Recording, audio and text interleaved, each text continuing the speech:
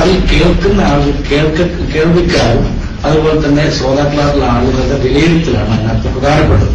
അപ്പോൾ അതുകൊണ്ട് തന്നെ ഇത് ഡിബേറ്റിന്റെ ഒരു മോഡലിലേക്ക് നീങ്ങിയതിൽ എനിക്ക് പ്രയാസമുണ്ട്. ഞാൻ ഒരിക്കലും AP സുന്നികളുമായി ഒരു കാരണവശാലും ഒരു ഡിബേറ്റിനെ മെനക്കെടുന്ന കാര്യത്തിൽ എനിക്ക് താല്പര്യമില്ല. ഇനിയും അപ്പൊ ചോദിച്ചാൽ മുജാഹിദുകാരുമായിട്ടുണ്ടാവും, തീർച്ചയായിട്ടും തയ്യാറാണ്.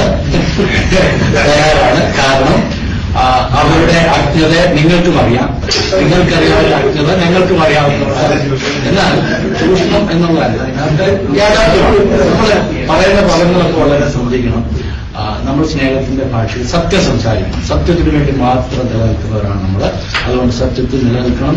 പിന്നെ നമ്മൾ മനസ്സിലാക്കിയിരിക്കുന്ന സത്യത്തെ നമ്മൾ പങ്കുവെക്കുകയാണ്. ഈ പങ്കുവെക്കലാണ് തുടരേണ്ടത്. തീർച്ചയായിട്ടും അടുത്ത ഒരു സമയത്ത് തന്നെ ഒരു പങ്കുവെക്കലുണ്ടായിരിക്കും.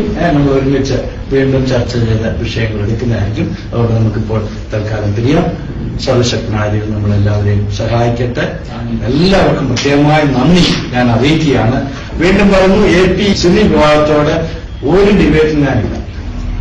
നിശ്ചയപൂർത്തിയായി വരികയാണെങ്കിൽ തീർച്ചയായിട്ടും ഞങ്ങൾ ഡിബേറ്റ് ഉണ്ടാകും. കാരണം ഒരുപാട് കാലം വെല്ലുവിളിച്ചുകൊണ്ട് വന്നിട്ട് IS-കാർ വരികയാണെങ്കിൽ തീർച്ചയായിട്ടും ഞങ്ങളുണ്ടാകും. അതിനകത്ത് യാതൊരു സംശയം.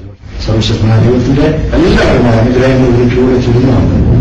വീണ്ടും നമുക്ക് ഒരുമിച്ച് കൂടി കാണാമെന്നുള്ള പ്രാർത്ഥനയോടെ തൽക്കാലം വിട വാങ്ങുന്നു. നന്ദി, നമസ്കാരം.